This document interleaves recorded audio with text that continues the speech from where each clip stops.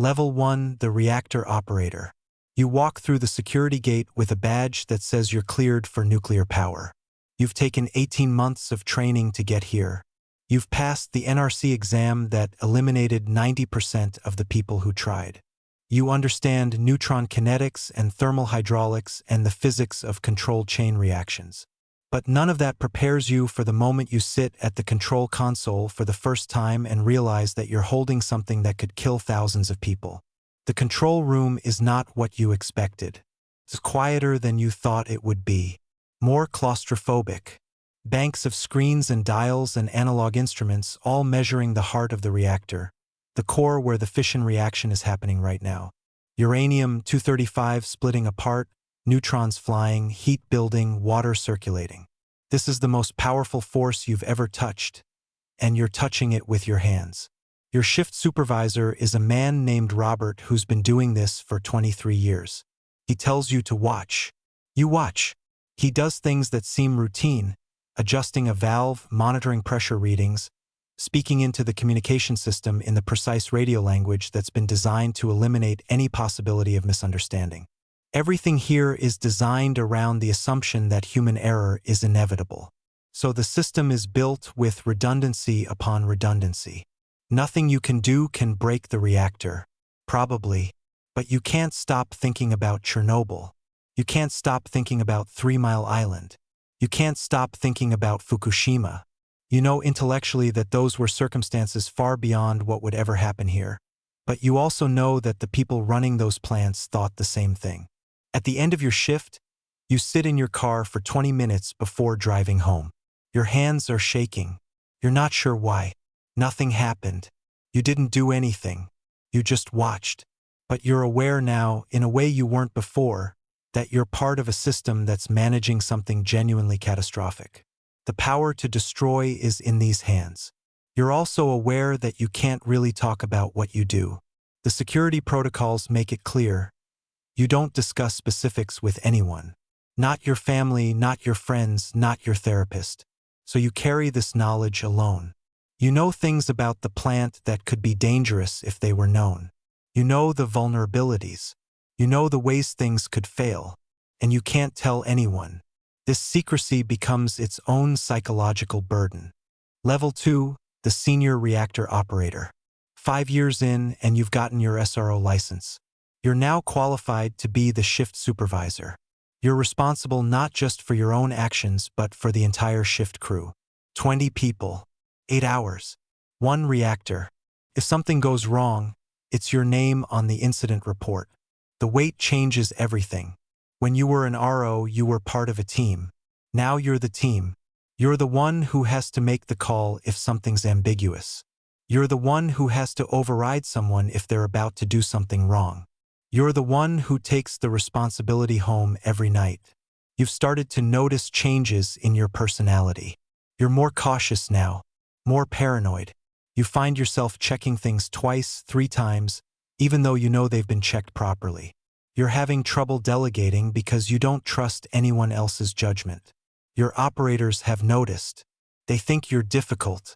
You know you're terrified. The fear isn't rational. The plant is remarkably safe. You know the statistics. You know that nuclear power is one of the safest energy sources on the planet. You know that more people have died in renewable energy accidents than nuclear accidents. But knowledge and feeling aren't the same thing. You feel in your bones that you're responsible for something that could destroy everything. You've developed a pattern of obsessive thinking. You go through shift scenarios in your head constantly. What if the emergency cooling system failed? What if there was a loss of coolant accident? What if the backup generators didn't start? You run through these scenarios like a prayer, imagining the failures, imagining how you'd respond. You're trying to vaccinate yourself against catastrophe through rehearsal. It doesn't work. You just end up more anxious. Your sleep has deteriorated. You wake up at 3 in the morning thinking about something you did during your shift 6 hours ago. Something that was completely fine, but your brain is telling you it wasn't fine. You lie awake running through it, second-guessing yourself, creating alternate realities where you made a different choice and something went wrong. Your wife asks you if you're okay. You tell her you're fine. You're just tired. The work is demanding. You can't tell her the truth, that you're terrified every single day, that you're responsible for preventing an extinction-level event, that every decision you make has the potential to affect hundreds of thousands of people you'll never meet. Level 3, the shift manager. At 38, you're promoted to shift manager. You oversee all operations for a 12-hour shift. You're responsible for the reactor operators, the security staff, the maintenance teams, the control room technicians, everyone. You're the highest authority in the plant during your shift. If there's an emergency, you decide what happens. You've internalized this responsibility so completely that it's become part of your identity. You don't think of yourself as a person who works at a nuclear plant. You think of yourself as someone who prevents nuclear disasters. That's your essential function. That's why you exist. The isolation becomes more pronounced at this level. You can't be friends with the people you supervise. You can't confide in them. You can't show weakness. You have to be the person who's always calm, always competent, always certain. You develop a specific kind of performance, a persona of unshakable confidence. After a while, you're not sure where the performance ends and you begin. You've also become aware of all the ways the system isn't as safe as the public thinks. There are budget cuts that mean maintenance gets deferred. There are aging systems that haven't been replaced because the replacement is expensive. There are corner-cutting conversations in the break room where people talk about the way things are really done versus the way the regulations say things should be done. You're aware that the margin between safety and catastrophe is thinner than anyone would want to admit. You can't share this knowledge with anyone except the people at the plant, and those people all have the same investment in maintaining the fiction that everything is fine. So you're all complicit together. You're all keeping a secret. The secret is that nuclear power is safe because of constant vigilance and conservative decision-making and lucky circumstances that nobody talks about. You've developed what you only later will recognize as a dissociative symptom. You split into two people, the guy who goes home and mows the lawn and watches TV with his wife, and the guy who's responsible for the safety of a nuclear reactor. These two people have almost nothing in common. The second one is always thinking. The first one is trying not to think about anything. You've also started drinking more. Not heavily, you're still passing all your fitness for duty tests, still completely functional.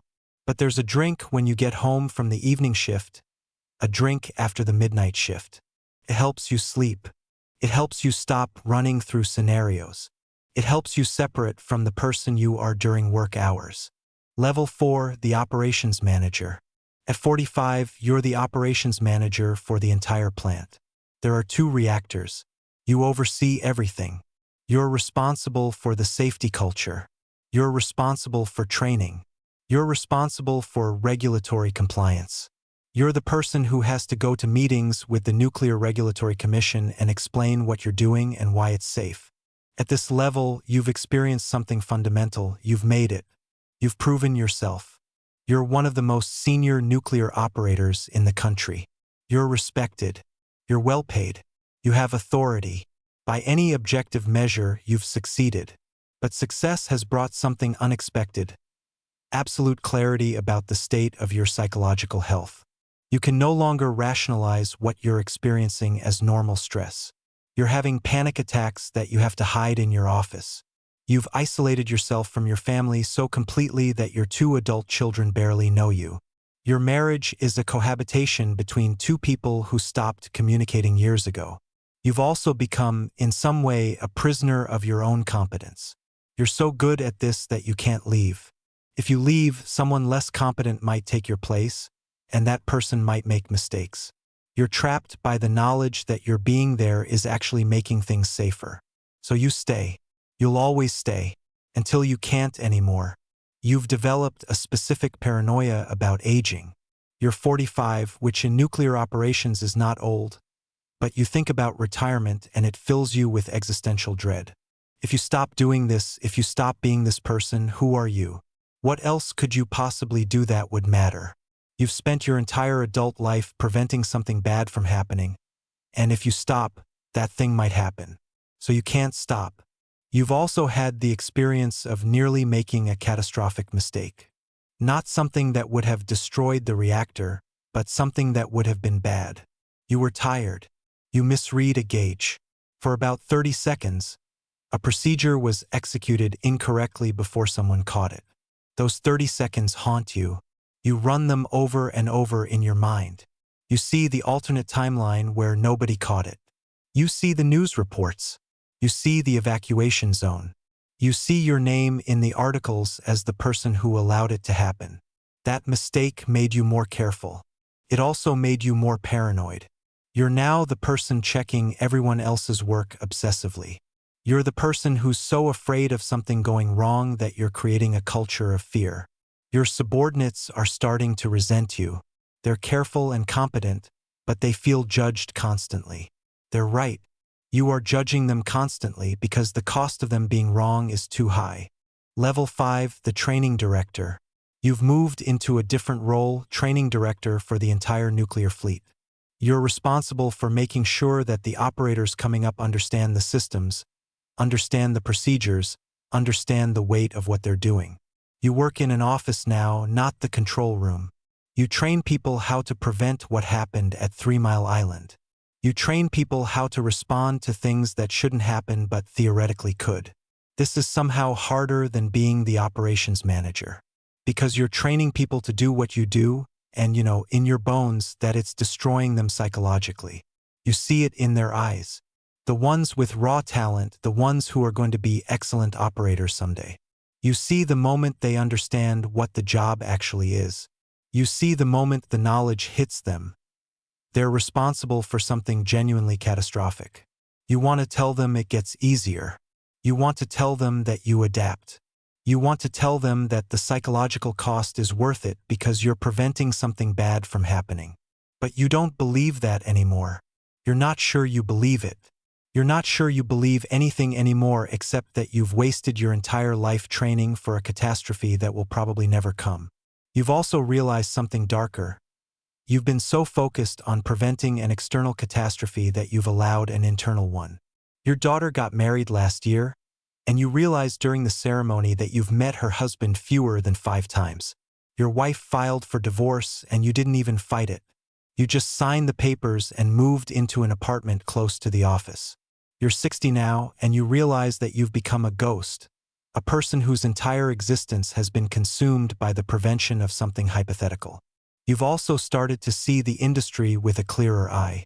You've seen plants getting older. You've seen budget cuts that concern you. You've seen corners being cut that probably shouldn't be cut. You've seen decision-making that prioritizes profit over caution. And you can't speak loudly about it because you're complicit. You've been part of this system for 35 years. You've made money from it. You've built your career on it. So you train people in a system you've started to lose faith in. The cognitive dissonance is becoming unbearable. Level 6, the burden. You're 63 now, and you're still working because you don't know what else to do. You've moved back into operations, a consulting role, basically, where you're the person people come to when there's something they're unsure about. You're the repository of institutional knowledge. You're the person who's been there through 3 different presidencies, seen the evolution of safety culture, trained hundreds of operators. And you're exhausted in a way that sleep can't fix. You carry the weight of everything you know. You know the plants aren't as safe as the public thinks. You know there are systems that are aging and haven't been replaced. You know there are maintenance backlogs that concern you. You know there are financial pressures that sometimes override safety concerns. You know the regulatory capture that happens when the industry and the regulators become too intertwined. You know all of it. But you also know that you're part of the system that prevents people from thinking about these things. You've been trained to not speak about them outside of official channels. You've been trained to keep secrets. You've been trained to maintain the fiction that everything is fine. You've had 3 minor heart attacks in the past 5 years. Your doctor tells you that your stress levels are concerning. You're on 3 different blood pressure medications. You don't sleep more than 5 hours a night. You wake up every night at 3 a.m. thinking about something you did in 1997. You're haunted by the knowledge that you might have missed something, that somewhere in your 35-year career, there might be a vulnerability you didn't catch. The worst part is the total isolation. You can't talk to anyone about what you actually think. You can't tell your friends that you've lost faith in nuclear power. You can't tell your colleagues that you think the industry is being complacent. You can't tell the public anything because you're bound by agreements you signed in 1988. So you carry it all alone. You look at the younger operators and you see yourself from 40 years ago. You see the idealism. You see the belief that you're preventing a catastrophe. You see the willingness to sacrifice everything, relationships, peace of mind, authentic self, in service to the prevention of something that will probably never happen. And you want to tell them to stop. You want to tell them that it's not worth it. You want to tell them that if you could go back to 25 years old, you'd choose something, anything else. But you don't tell them that. Instead, you mentor them. You train them. You pass on the burden. Because the burden needs to be passed on. Someone needs to carry the weight. Someone needs to be responsible. Someone needs to prevent something bad from happening. And since you don't know how to be anything else, you'll do it until you physically can't anymore. You sit in the control room sometimes, now just observing, and you look at the reactor core, this impossible thing that you've dedicated your life to managing, and you feel nothing. No pride. No sense of purpose. Just the awareness that you've spent your entire adult life preventing something, and the only way to know if you succeeded is if the worst thing never happens. So you'll never know. You'll go to your grave uncertain. Doctor's diagnosis, the psychology of absolute responsibility. The nuclear power plant operator exists in a unique psychological state that's difficult for people outside the industry to understand. It's the psychology of someone who's responsible for something with apocalyptic consequences, but where the most successful outcome, nothing happens, produces no evidence of success. This creates a specific kind of cognitive burden. You're required to imagine the worst possible outcome constantly in order to prevent it. You have to rehearse catastrophe. You have to internalize the knowledge that one mistake could affect hundreds of thousands of people. This isn't abstract knowledge. You understand the physics. You understand the containment systems. You understand the failure modes. This knowledge becomes a permanent resident of your mind.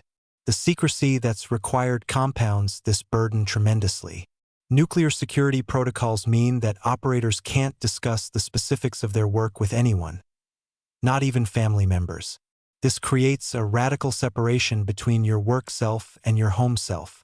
You carry traumatic knowledge alone. You carry the weight of the industry's vulnerabilities alone. You can't process it with other people. So you internalize it. You pathologize it. The cognitive dissonance between what you're told nuclear power is safe and what you know there are aging systems, budget pressures, regulatory capture, creates a specific kind of psychological damage. You become a keeper of forbidden knowledge that you can't share. You become complicit in a system you've started to doubt. This is the definition of moral injury, having to support something you no longer believe in while being trapped by your own competence. The isolation that develops is particularly severe because the people around you, other operators, your managers, all share the same burden. So there's a culture of silence among people who are all dying inside. You can't talk to them about your doubts because they might report you. You can't talk to anyone else because you'd be violating security protocols. So the burden just accumulates. What's particularly cruel about this psychological profile is that it selects for conscientious people. The best nuclear operators are the ones who care deeply, who take responsibility seriously, who lose sleep over problems. These are exactly the people most likely to be psychologically damaged by the knowledge they carry. The narcissists and the sociopaths don't suffer. The conscientious ones do. The long-term outcome is often depression, isolation, moral erosion, where you've compromised your principles so many times in service to the industry that you no longer know what your principles are, and a strange liminal state where you can't leave because you're too responsible, but staying is slowly destroying you. The tragedy is that nuclear power is probably necessary, and these operators are performing a service that matters. But the psychological cost of that service is paid entirely by them, and it's paid in isolation. They carry a burden that they can't share, can't process, and can't escape. They do it because they believe in it, or because they're trapped by their own competence, or because they've already sacrificed too much to stop. But the cost, to their mental health, their relationships, their sense of meaning, is catastrophic in the way that nuclear disasters aren't.